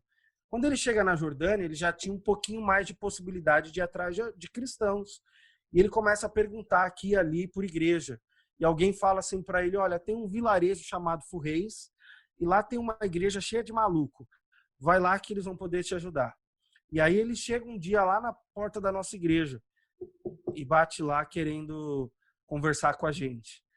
A gente conversa com o Ziad e a gente vê que o caso dele era real, ele tinha todas as provas, realmente, tudo comprovado, com fotos e com tudo, de todo o processo, de toda a perseguição, de toda a história. E a gente conversa com o Ziad e a gente fala então para o Ziad ali de Jesus de uma forma bem assim consolidada. E ele fala, esse Jesus que eu quero andar para ele pro resto da minha vida. Então a gente batizou o Ziad no Rio Jordão e o Ziad se tornou nosso primeiro obreiro, foi o meu primeiro tradutor e intérprete. Todo lugar que a gente ia, o Ziad me traduzia a Débora, o Ziad caminhou com a nossa família e a gente começou a discipulá-lo, ele começou a servir conosco no ministério, até que um dia, para a glória de Deus, os Estados Unidos falou, tá bom, agora é a hora, pode vir que a gente vai te receber como um refugiado. Ele chegou lá nos Estados Unidos, na Califórnia, uma igreja que era parceira nossa, contratou ele como cameraman da igreja, pagou para ele o primeiro ano de aluguel, deu um carro para ele, um irmão da igreja, e hoje o Ziad serve o Senhor, serve na igreja local e, para a glória de Deus, continua caminhando com Jesus. Então, essa é a história de um, entre muitos que passaram aqui como peregrinos, que Deus nos deu a graça de falar de Jesus, de batizar, de discipular, e alguns estão com a gente hoje. A gente tem 20 árabes tempo integral servindo no nosso ministério, dos quais 11 são refugiados ou solicitantes de asilo iraquianos. Mas a gente tem alguns outros aí passando por perseguições severas e todo tipo de situação. Queridos, eu vi que tinha algumas perguntas, eu não sei se ficaram aí, porque a gente agora entrou nesse chat novo, mas eu vou fazer um desafio para vocês e vou jogar a bola na mão da Laís para ela responder as perguntas aqui. Até queria ficar mais tempo, mas eu preciso ir aqui. Mas fica a minha gratidão para vocês, de todo o meu coração. E o desafio para vocês, se quiserem conhecer mais dessa nossa realidade, encham a Laís de pergunta, a primeira coisa, porque ela vai poder responder todas elas com bastante propriedade. Está servindo aqui há 3 anos, tem muita experiência nessa área. Por favor, a Laís não tem pessoa melhor para responder para vocês aí, ela vai também falar mais uma parte com vocês. E aí fica o desafio de vocês entrarem nas nossas redes sociais. É só buscar aí, digitar, tanto no Instagram, curte lá, Família Aziz, com 2 As e 2 Es. Eu escrevi aqui, curte a gente no Instagram, curte a gente no YouTube, curte a gente no Facebook, tem bastante conteúdo. Agora, nesses últimos dias, o Jornal da Record, aí para glória de Deus, publicou aí uma matéria muito legal falando sobre a gente. O Domingo Espetacular, que é outro da Record, já tinha publicado no passado 2 matérias, uma de 11 minutos, uma de 7 minutos, e agora eles publicaram uma no Jornal da Record. A gente está super feliz. Tem bastante pregação minha, contando vários testemunhos e histórias lá no YouTube. Vai lá no YouTube, vê as playlists de pregações, né? Tem bastante conteúdo lá. Não deixe de curtir as páginas da Mais também, se você quiser se envolver conosco. E assim que a quarentena acabar, assim como foi com o Bruno, eu espero que vocês possam vir nos visitar, servir com a gente aqui. Vai ser um prazer enorme receber vocês. Que Deus abençoe cada um de vocês. Bruno, muito obrigado pela oportunidade. E mandem mensagem para mim, vamos trocar mensagem, galera, aí no WhatsApp. Vou deixar meu WhatsApp aqui. Pode mandar mensagem, não tem crise. Às vezes eu demoro 2, 3 dias para responder, mas eu respondo tudo. Fica tranquilo que eu respondo. E a gente... vamos manter contato aí, galera. Eu adiciono vocês nas listas nossas de transmissão, de oração, de informação. E vamos caminhando junto Deus abençoe, galera. A gente se vê, quem sabe, por aqui. Deus abençoe. Lala, manda abraço aí para eles, Lala. Brigadão. Romero, queria te agradecer pela disponibilidade, né, de estar aqui com a gente. É um prazer ouvir vocês, você, Lala, a Eide, e muito obrigado por isso. Com certeza edificou a todos nós aqui e espero que isso possa produzir frutos também na nossa vida de oração, de ajuda e tudo mais. Obrigado. Glória a Deus, me alegra muito. Deus abençoe para vocês. Rabi Barco, Massalama.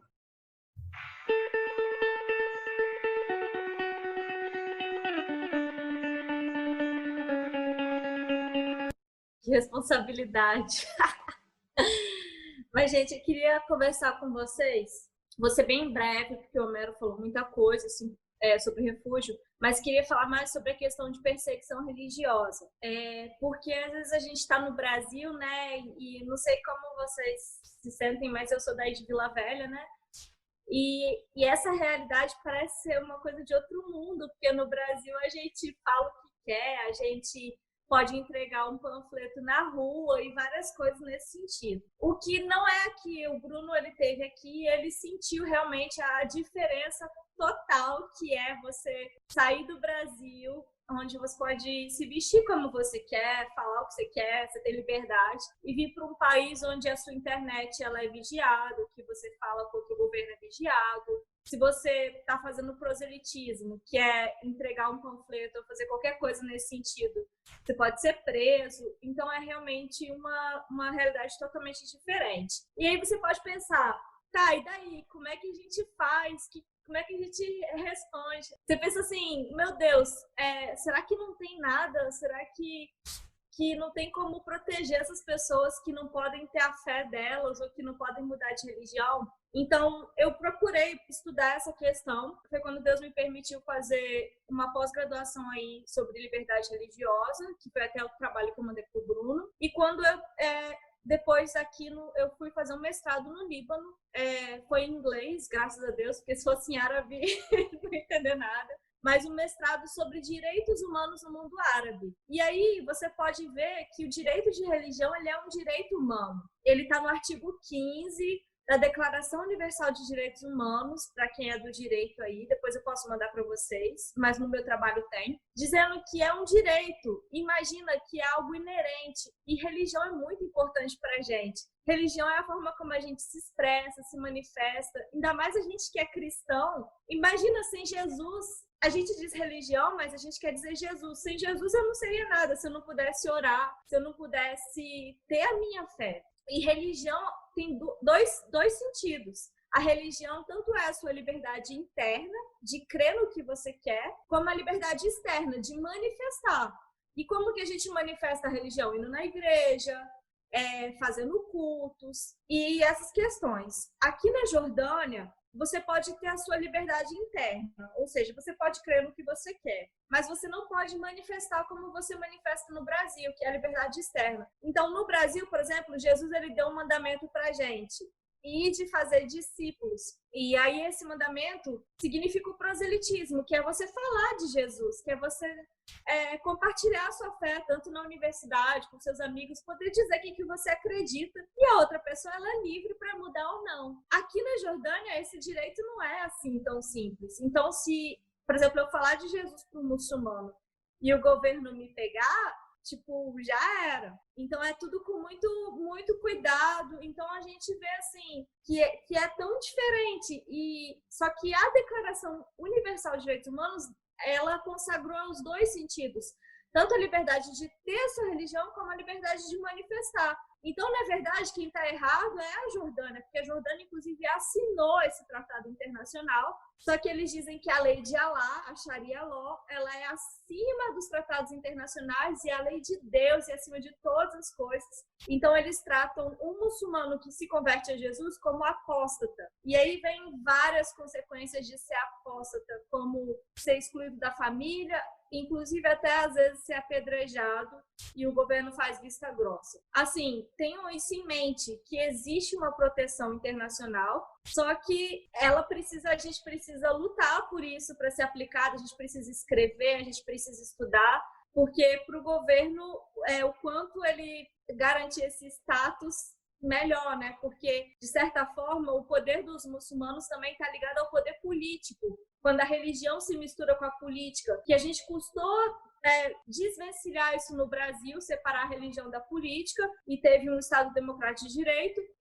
Infelizmente, agora, às vezes, a gente vê alguns problemas entre a religião e a política, e aí, não vou entrar em detalhes, mas a gente vê que o quanto...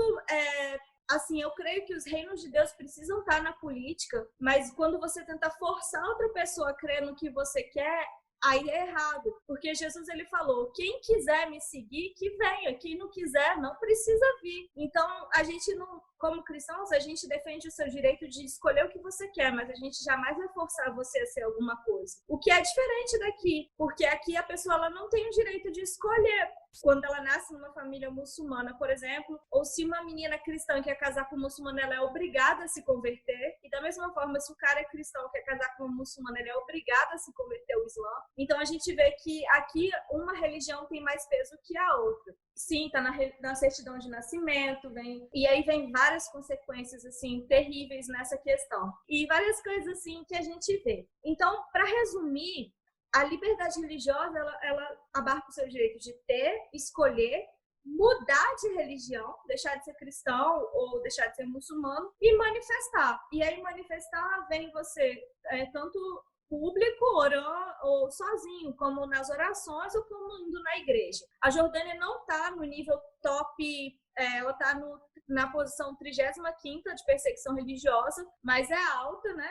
Mas existem países onde você não pode nem se reunir na igreja. A gente vê a China aí que a perseguição está aumentando. E aí você pensa, quando acontecem essas coisas, como que a gente resolve? Eu acho que a primeira solução seria orar e lutar para que o país mudasse a política. Mas, quando o país não muda a política de jeito nenhum, eu acho que a segunda possibilidade seria o refúgio. Ou seja, essa pessoa se converteu. O país é um país que persegue quem se converte. O que você vai fazer? Essa pessoa corre risco de vida.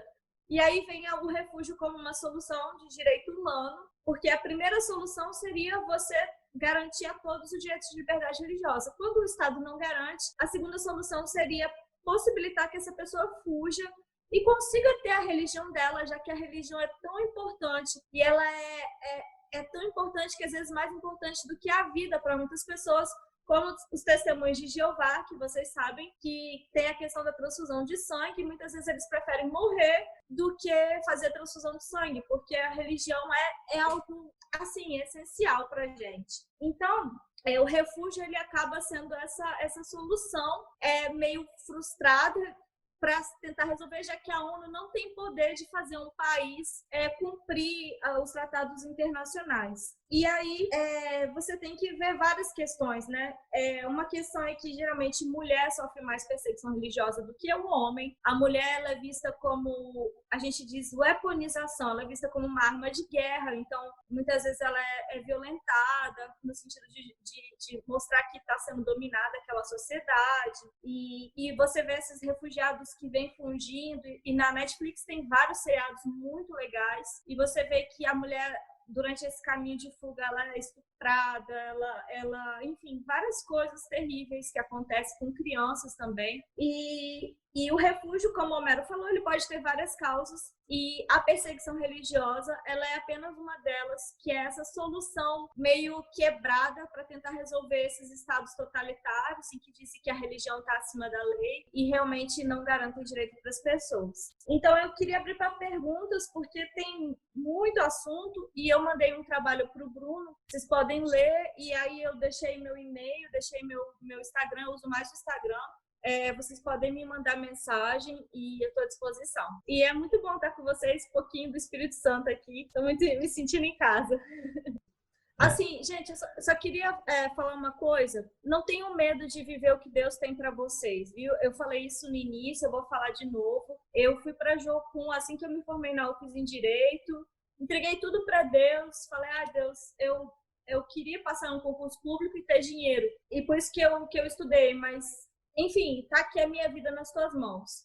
E aí Deus me direcionou, eu fui lavar banheiro, o Bruno sabe como é Jocum, fui limpar chão, meus amigos ganhando 10 mil reais, ficando rico, e eu falando, Deus, o que vai ser de mim? E fui continuando, e a Bíblia tem várias histórias, e assim, quando Deus ele quer usar vocês, ele realmente vai passar por um processo em que a gente precisa ser tratado o nosso caráter. É como José na prisão, José na casa de Potifar. É um momento em que você, às vezes, acha que Deus não está fazendo nada, mas Ele está trabalhando na vida de vocês. Então, Deus começou esse processo, até que eu voltei para o Espírito Santo, e aí conheci a Mais. A Mais, ela estava começando a receber refugiado. Eu não sabia nada de refugiado. Falei, Deus, eu vou estudar, quero servir esse pessoal da Síria que está chegando. Não tenham medo de correr riscos. Deus, ele quer corajosos e ele vai levar vocês muito mais além do que vocês possam imaginar. A Eloá fez uma pergunta aqui, como está a situação do Líbano, né? Eu morei lá há 1 ano, mais ou menos. O Líbano, ele é mais tranquilo do que a Jordânia. O Líbano é lindo. Nossa, Deus te levar para lá, é um lugar incrível, cheio de paisagens lindas. Eu tenho algumas fotos no meu Instagram. E eu fui numa igreja batista lá e eu vi um monte de gente com véu, assim, de refugiado muçulmano. Eu falei, meu Deus do céu, não tem perseguição aqui como na Jordânia. E aí o pastor que estava comigo, ele é da junta, né? Ele falou assim, não, é porque aqui eles não ligam para os sírios, não. O problema é libanês, mas os sírios podem ir na igreja, eles não estão nem aí. Então o governo lá é um governo mais democrático. Aqui na Jordânia é rei, no Líbano o presidente é cristão, então você vê algumas diferenças. Mas existem muito problema de perseguição no Líbano, no sentido de que o governo ele não controla a situação. Então, por exemplo, no Líbano, todo domingo na igreja tinha 2 policiais, um par de policial. Todo domingo, imagina você ver escolta. E aí ele falou, o pastor falou, porque já teve caso de ter uma bomba aqui perto. O que é diferente da Jordânia, que o sistema de polícia secreta é muito articulado, eles sabem tudo que você está fazendo. No Líbano a coisa é meio solta. Então, assim, é risco, mas é confiar na bondade de Deus. A outra pergunta, né? Há mais liberdade, então, no Líbano, Eloá? E para fazer missões também, o Homero tem vários contatos, eu tenho também. E lá você pode ver como, inclusive as roupas, você pode ver como se estivesse na Europa, no Brasil. Você não precisa andar todo tampado igual aqui na Jordânia. A segunda pergunta da Rebeca, quais as coisas para evitar na missão do Oriente Médio? Enfim, você vai ter que se vestir mais fechado. Mesmo no Líbano, eu estava fazendo mestrado lá, sendo lá possível vestir short ou alcinha, eu me vestia bem tampada. Por quê? Eu fiz mestrado com uma turma que tinha alunos de Gaza, do Irã, do Egito, da Tunísia e do Marrocos. Então, por respeito a eles e já conhecendo a cultura, eu sabia que eles eram muçulmanos, eu não me vestia como as meninas da Europa que estavam na minha turma. Na minha turma também tinha meninas da Itália e da Espanha, que iam de short e de alcinha. E eu percebia nitidamente quando os meus colegas muçulmanos olhavam assim, tipo assim, com aquela cara de julgamento. Então, se você quer ganhar a confiança dessas pessoas, você precisa ganhar o respeito delas. E elas só vão te respeitar à medida que você também se vestir como elas. Porque para eles a sociedade do Ocidente é totalmente depravada. Então, assim, uma coisa a evitar é roupa. Você tem que se vestir como a sociedade se veste. Aqui, por exemplo, para a sociedade muçulmana, a bebida é totalmente condenado. Então, não pode beber. Quem bebe, eu não bebo, mas às vezes tem cristãos que encaram isso como normal.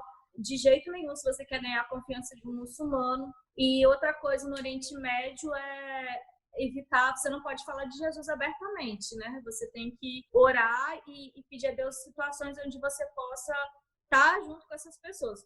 Por exemplo, eu tive momentos com a minha amiga de Gaza, dentro do mestrado no Líbano, eu sabia que ela era de Gaza, ela usava um hijab, onde eu pude compartilhar de Jesus para ela e eu, inclusive, dei uma Bíblia para ela. Mas uma Bíblia em inglês, eu estava no Líbano, que é um país misto, e eu estava num ambiente que ela era minha amiga e que eu pude falar, olha, lê aqui para você entender a diferença. E ela era curiosa. Então, Deus vai colocar situações, mas você tem que ter sabedoria.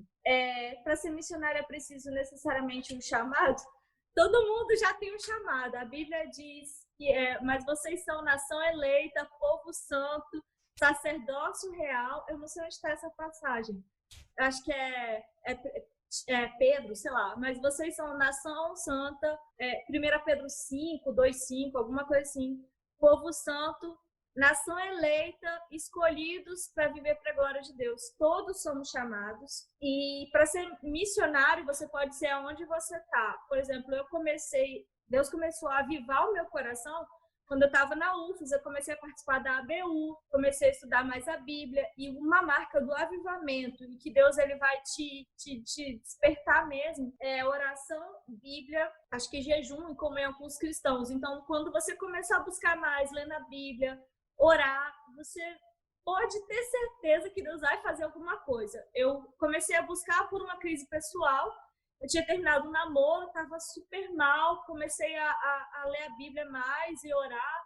Falar, Deus, tem alguma coisa, tem que ter alguma coisa a mais. E aí, daí depois da ABU, eu vi um papel da Jocum. Aí eu falei, vou fazer. Eu não sabia nem o que era Jocum. Aí eu cresci na Igreja Batista, né? Aí fui ouvir de missões lá. Então, assim, começa orando, lendo a Bíblia, que Deus ele vai te chamar para você ser testemunha com seus amigos, te dando palavras que vão sair da sua boca que você nem imagina. Tipo, palavras de consolo, de conforto para os seus amigos, que vem da Bíblia, e porque você vai estar cheio do Espírito Santo.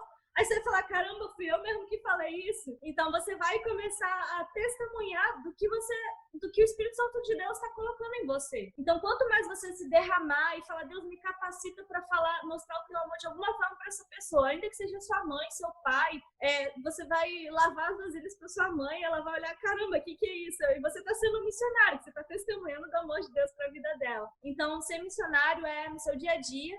E se você quiser ter um desafio para fora, tem um versículo que eu comecei a orar, Salmos 2:8. Pede-me e te darei as nações por herança. Ora em cima disso, você não vai ter nem noção do que Deus vai fazer com você. Inclusive, Lala, falando sobre missões, tô vendo que tá tendo algumas perguntas, eu vou começar a produzir alguns conteúdos relacionados a missões nas minhas redes sociais, né? Vídeos e tudo mais. Então, se vocês ficarem de olho, podem me fazer essas perguntas também.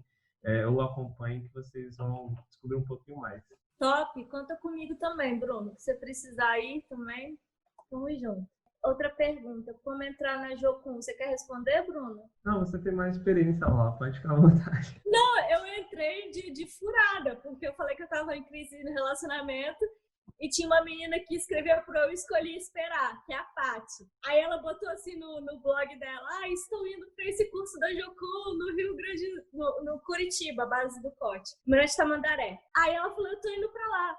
Eu falei, caramba, eu vou também. Nem que eu seja para eu ficar perto dessa menina e aprender tudo que ela escreve no blog, eu vou estudar junto com ela. Aí tinha terminado a UFES e minha mãe falou, você tá doida? Vai estudar pro concurso? Eu falei, não, mãe, eu vou lá e tal. Aí acabou que eu dividi quarto com essa menina. Eu vi que ela tinha mais crise que eu. Acabou que eu aconselhava ela mais do que ela me aconselhava. É a Paty, mas hoje ela tá super bem e a gente cresceu juntos. E a gente às vezes brigava, que ela é do Rio Grande do Sul, toda fechada, e eu era toda da praia, não sei o quê, então, do clima do Espírito Santo. Mas foi assim que eu entrei na Jocum. Jocum significa Jovens com uma Missão, e o tema da Jocum é conhecer a Deus e fazê-lo conhecido. Esse curso que eu fiz e que o Bruno fez também se chama ETED, que é Escola de Treinamento e Discipulado. Esse curso ele dura 3 meses teórico e 2 meses prático, em que você aprende quem é Deus, que Deus é seu Pai, você sente o amor de Deus. Na Jocum eu tive que perdoar muitas coisas, mas para mim o que é mais marcante na Jocum é 1 hora com Deus. E isso eu tento levar até hoje. Isso faz toda a diferença na vida de vocês. 1 hora lendo a Bíblia e orando. E eles falavam assim, você tem que ficar 1 hora com Deus, que Deus vai falar com você. Eu falei, Deus vai falar comigo? O que Deus vai falar comigo, né? Eu pensava assim. E aí, nos primeiros momentos, era muito difícil para mim ficar 1 hora sentada com a Bíblia, com o caderno na mão, eu não entendia nada. Aí eu falei, Deus, eles disseram que o Senhor ia falar, agora o Senhor fala. E eu sou da Igreja Batista, né? Então a gente... Assim, não sei, eu não creio, eu creio agora. Mas eu nunca tinha visto anjo, nunca tinha visto essas coisas de Deus falar numa voz e tal. E aí, assim, mas Deus falava comigo através da Bíblia, saltava, naquele momento ali, saltavam versículos que faziam todo sentido. E o principal que Deus falou comigo, essa experiência eu queria contar para vocês, foi que antes de ir para Jocum, eu estava já lendo a Bíblia, buscando muito, como eu falei com vocês, né? E eu li o texto de Isaías 61, que diz que o Espírito do Senhor está sobre mim, porque ele me ungiu para levar boas novas aos cativos e libertação das trevas aos prisioneiros. Esse texto ficou no meu coração e foi o que eu fui para Jocum, eu sempre lia ele. Quando eu saí da Jocum, eu fiz a ETED, eu não queria voltar para Jocum de jeito nenhum. Eles falavam, o que é voltar para cá? Eu falei, você tá doido, que eu vou voltar para ficar lavando, dividindo o quarto, dividir o quarto com 14 meninas, um banheiro e tal. Eu falei, eu não vou voltar. Era muito frio lá e tal, eu falei, não vou voltar. Só que quando eu cheguei em casa, no Espírito Santo, eu senti muita depressão, assim, eu não tava feliz, sabe? Você sente quando você não tá bem, nada fazia sentido. Eu falei, Deus, por favor, me ajuda. Eu já tinha vivido muitas coisas com Deus, né? Até que, por fim, eu passei 2 horas orando. Falei, Deus, o Senhor vai falar comigo, o Senhor vai falar comigo, o que é pra eu fazer? Depois de orar muito, eu falei, eu vou abrir a minha Bíblia igual os Assembleias de Deus, assim, o Senhor vai falar comigo. Aí eu falei, Deus, mas não fala Isaías 61, que a minha Bíblia tá marcada. Eu abri a minha Bíblia, caiu em Lucas 4:18, que é quando Jesus, ele repete Isaías 61 igualzinho. Eu não sabia que tinha 2 vezes na Bíblia, depois vocês podem conferir. E eu, como boa batista, eu precisava de uma experiência assim para entender que era para eu voltar. E aí Deus falou comigo, aí eu fui falar com meu pai, ele falou assim, falei, pai, eu tenho que voltar. Ele, se Deus falou para você voltar, ele não falou nada comigo, você se vira.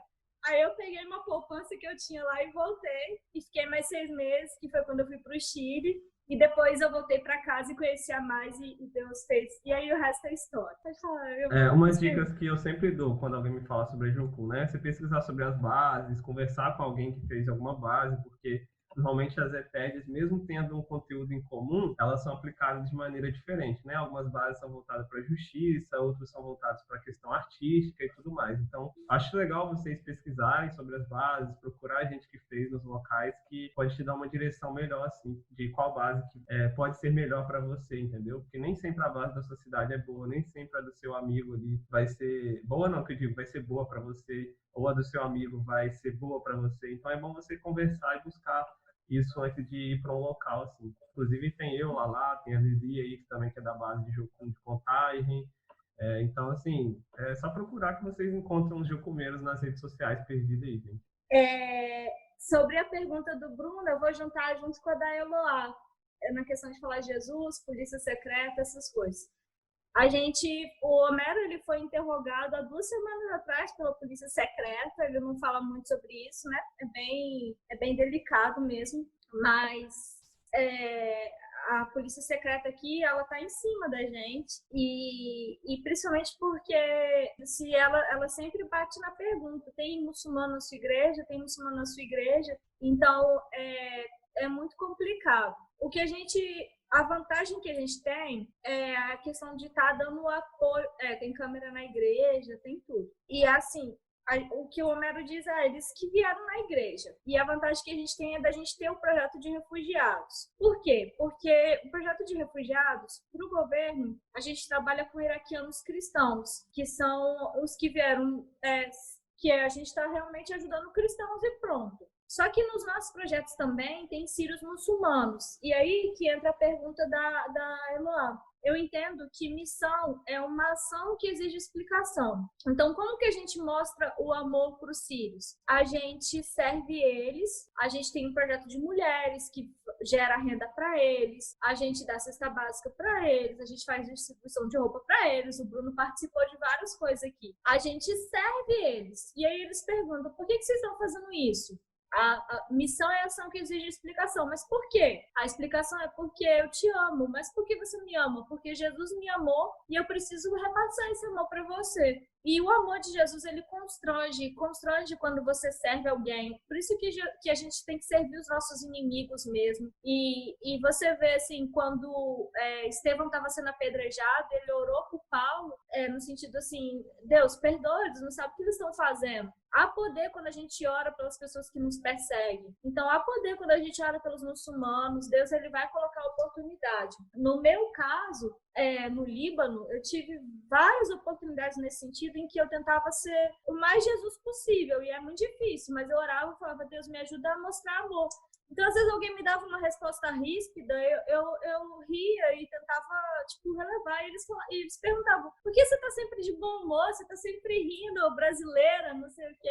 Eu, brasileira, mas também porque eu sou feliz, porque eu tenho Jesus. Eu falava, eu podia falar. Então, assim, o seu testemunho, a forma como você vive, a forma como você serve, você demonstra amor, vai falar muito mais do que você chegar e cheio de doutrina e teologia. E isso é no seu dia a dia também, aí, com os seus amigos, com a sua família. Então, eu acho que isso é missão, é você ser como Jesus. E Deus, ele vai te dar oportunidade. Outra pergunta, sobre pregar através do serviço, né? Isso aí que ele lhe falou. Aí ela pergunta, quais as situações mais legais que você já teve? Uau, eu vou falar uma, que foi essa da minha amiga de Gaza. O nome dela é Gadi, até orem por ela. Ela tá lá em Gaza agora. A gente ficou muito amiga e eu tentava intencionalmente, realmente, me aproximar de pessoas muçulmanas. E aí, durante a nossa amizade, um dia ela me chamou para fazer uma trilha, tipo no Líbano, assim, né? Nas florestas lá do Líbano. E era 8 horas de caminhada, tava frio pra caramba, aí a gente pegou um ônibus, pagou esses hikes, assim, eu fui com ela. E aí, nessa experiência, no caminho, várias coisas aconteceram. A gente foi juntos no ônibus, então eu tive muito tempo de conversar com ela. Inclusive, uma delas foi que a gente viu um arco-íris. E aí ela falou arco-íris, e aí eu descobri que eles também, no Corão, os muçulmanos têm uma história com arco-íris e com Noé, bem parecido com a Bíblia, o Velho Testamento. Aí eu contei a Bíblia e tal, aí ela, que legal, e falei de José e várias coisas que tem em comum entre o islamismo e o cristianismo, mas eu sempre trazia para a questão de Jesus. Eu falava assim, mas Jesus, ele fez uma nova aliança, Deus, ele falou que ele nunca mais ia destruir a terra com água e tal, e sempre tentava trazer Jesus. Eu percebi que nesse dia, um cara que estava atrás da gente no ônibus, ele estava chegando perto para ouvir a nossa conversa. E eu até fiquei com medo, num certo momento, porque a Gadia estava com um véu e eu falando de Jesus para ela dentro do ônibus com um monte de gente desconhecida. Mas tudo bem.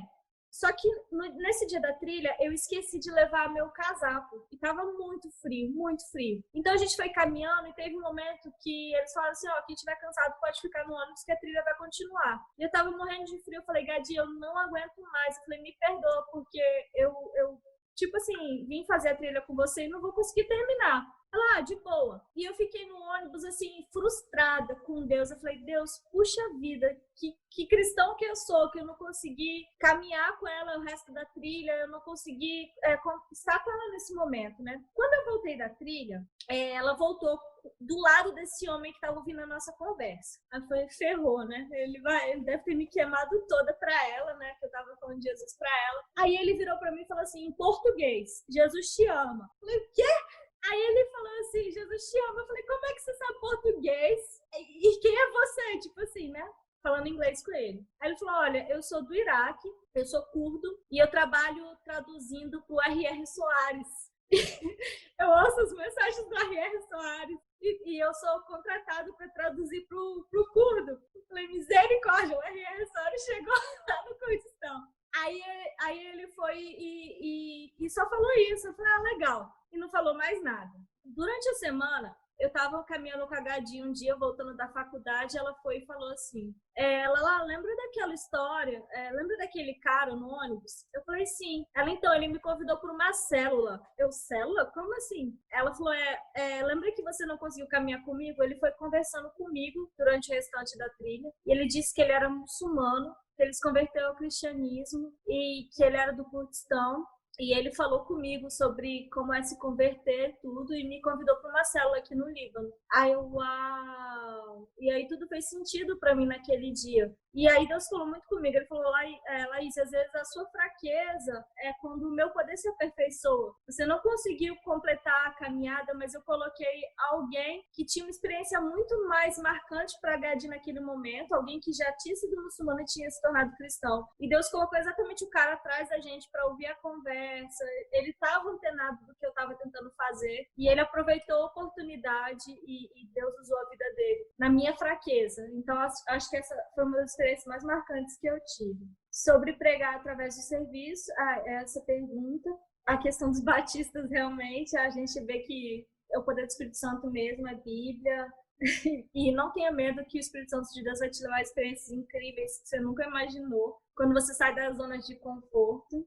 A sala vai acabar, gente. Vocês querem fazer mais perguntas? Não, a gente pode terminar. Pode orar aí.